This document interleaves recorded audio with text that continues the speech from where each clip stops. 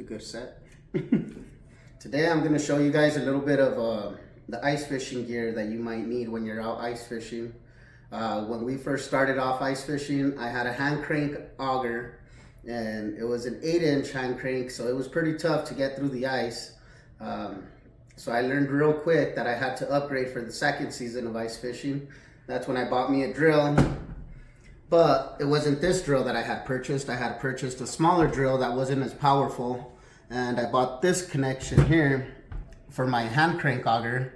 This is a auger adapter, and it connects to your auger and hooks up to your drill. It made life a little easier, but it still wasn't strong enough. It was still taking a little long to drill my holes. So the third year of ice fishing, I upgraded to a nice 20 volt brushless drill and got a nice 15 AH battery. And I brought these ones just so you guys can see the comparison. This is a 6 AH and this is just a regular 20 volt. So this battery right here makes a big difference. This one still works just as fine. This one, I wouldn't even try it. But this one right here, it makes life a lot easier. And to go with all of this, you need a good auger. So I got rid of my hand crank auger and I bought me a K drill, which is an 8.5-inch K drill. This thing cuts through the ice like butter. These blades are super sharp. You can get replacement blades, and they also offer a lifetime warranty, I think, to get the blades resharpened.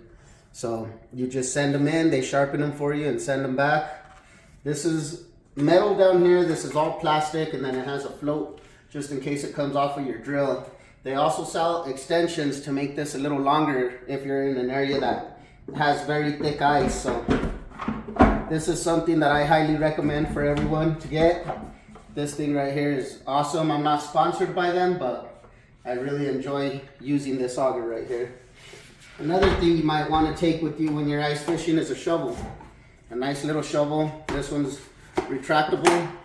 That way you can scoop off some of that snow just in case the snow's a little deep. Have a nice little shovel. Always take some rope with you. No matter how thick the ice is, you never know if it's gonna crack or break and you're gonna fall through. So always carry some rope with you. Try to fish with somebody when you're out on the ice. That way you're not out there alone, and in case something happens, you have a piece of rope and somebody can help you get out. They also sell spikes that wrap around your neck and connect to each other. That way if you do fall in, you can climb out of the ice if you happen to fall in. But I for some reason haven't bought any. But another thing you're gonna need is a scoop. It's perforated so you can scoop out the ice out of the holes. And if you want to get fancy with it, I purchased this one on Amazon because I seen a video on Facebook advertising this thing. You drop it in the hole, turn it back up, and boom, you pull out all your ice. So if you want to get fancy with it, you can order one of those. But these work just as good, so I recommend these. We have a variety of different poles that we like to use. This one's a medium. I use this one for pike. This one is, I believe, 36 inches. Pretty flexible, but it's still a medium. I use that one for ice fishing for pike. This one is an ultralight. This is called a tickle stick, but it's a radioactive pickle. That's the name of the rod. It's made by 13 Fishing. This one's my favorite to use. This one right here is also made by 13 Fishing. This one is a 24-inch. This one's ultralight as well. These things are awesome to fish with. It's fun to catch trout through the hole with these little rods. And then this is a jaw jacker. I'm going to show you guys how to use this guy. These are very, very good for setting up your bait and walking away. And then when you hear the click, or if you have a bell on, you can hear the bell going off, and then you go and get your fish. It sets the hook for you. So I'm going to show you guys how to use all these things and how we set up all of these for different things. Another thing I highly recommend for you guys to invest in is a jet sled. It helps you carry all your gear It's super easy. I love using this thing. I have two of them actually because we have so much stuff with us. We have a shanty, which is a nice fishing tent, and we have a couple other things that we carry, our chairs and everything else, our tackle boxes. So I highly recommend to invest in one of those.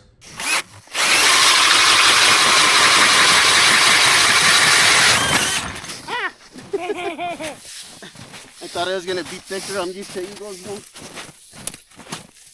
So I like to kick off the ice before I pull it out, just because it helps clear out the hole a little easier.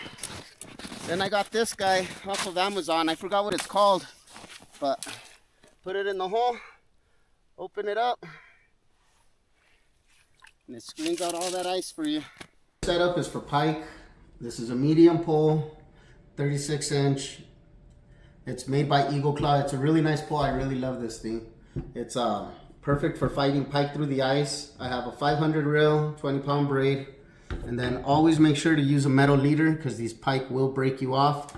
I use one good sized treble, and I put a nice chunk of cut bait on there and just drop it down to the bottom and wait for them to pick it up.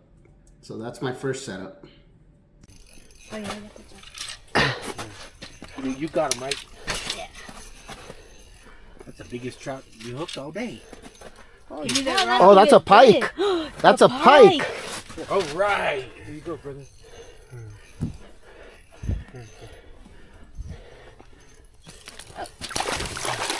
Got it. Oh, nice. Got yourself a nice pike there, babe. Finally, you got a pike. Nice.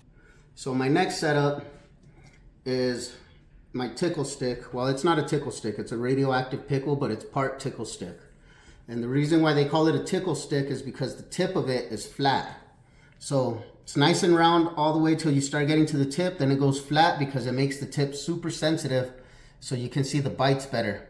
So you see it bouncing a lot easier. And the setup that I have on this one, if you go to my trout fishing setups, you'll see the setup that I use where I put a couple of split shots, and then I drop down about 14 to 16 inches to my little size 16 treble. It's the same setup. On that video you'll see how I tie everything together, but this is the setup I use on this one. I just drop it straight down and let it sit on the bottom. Power bait flows up and the fish find it. But also what I like to do with this setup is sometimes I'll just tie a single hook on there, and I put night crawlers or I put red worms on there, sometimes mealworms and salmon eggs, and that works just as well, just as good as well. It drops down to the bottom. The fish seem to find it very easy. So that's my second setup that I use for ice fishing. Yeah.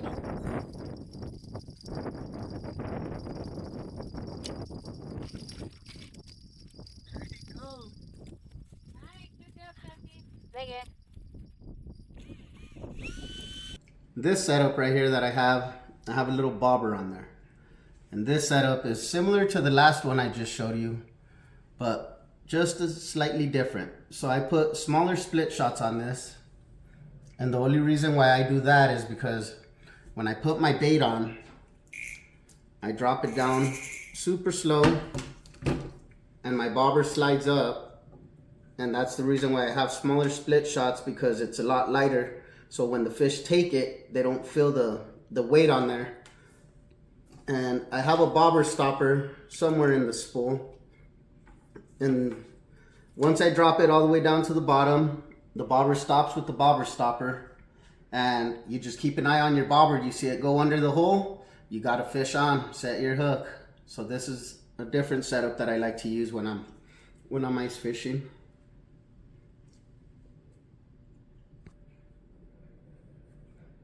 So if you want to use that setup with the split shot and bobbers on my trout fishing setups, you'll see me tie the setup that I use to fish for streams. It's basically the same thing, but you put smaller split shots. You still use your bobber stoppers and your little bobbers, whichever size you want to use, as long as it's big enough to stay afloat. Fish on. Got him this time.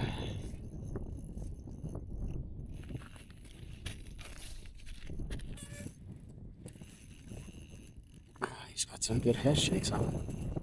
Oh, he's pulling drag.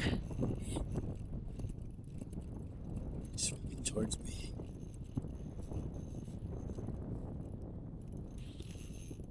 Oh, he's a nice one. He's pulling drag.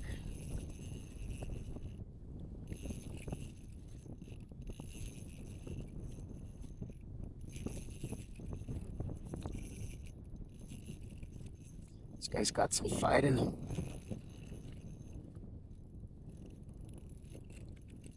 Kept teasing me.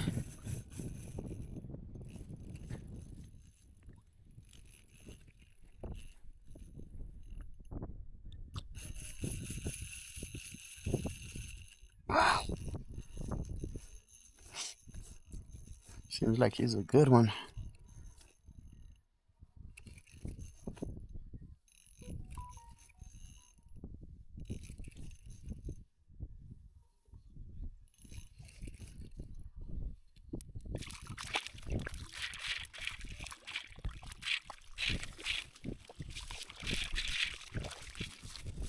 Nice.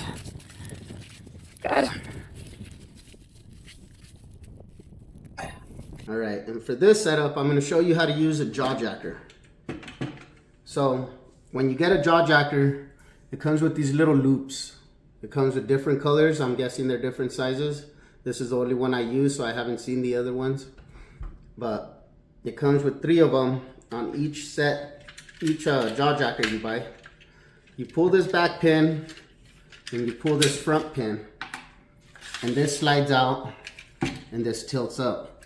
So this has 3 holes, so you can adjust it to whichever height you want to have your pole.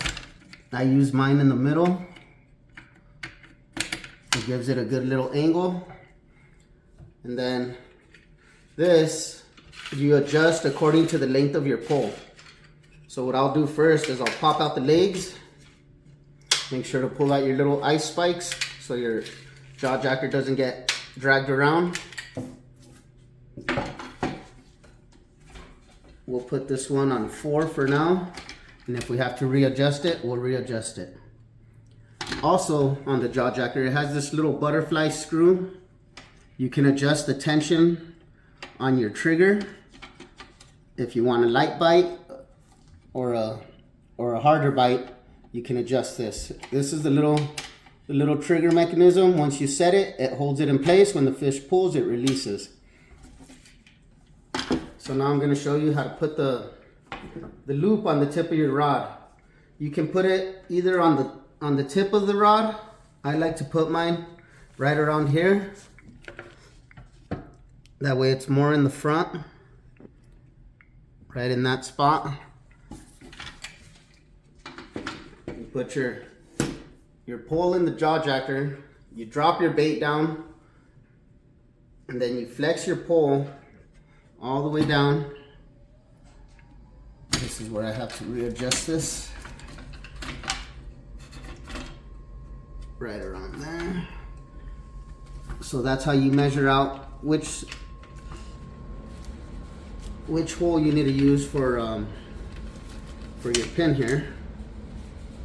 So then you bend down your pole, try to keep your face away from the top of it. I've been smacked a couple of times myself, so you grab it just like that with the little trigger. You lift this up. This is where you hook it, right down here. You can see that. Hook it, put your thing on, and that's what holds your pole. You run your line right through that loop, right in between.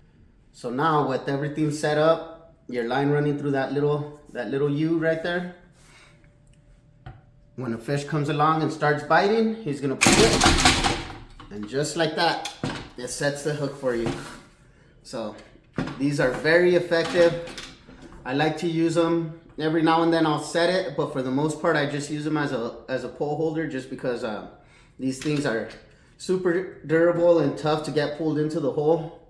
So some of my poles are a little too short for the jaw jacker, or a little too stiff from the back area, and I'm scared they're gonna break. So that's the only reason why I don't use the other ones for to set them up on the jaw jacker.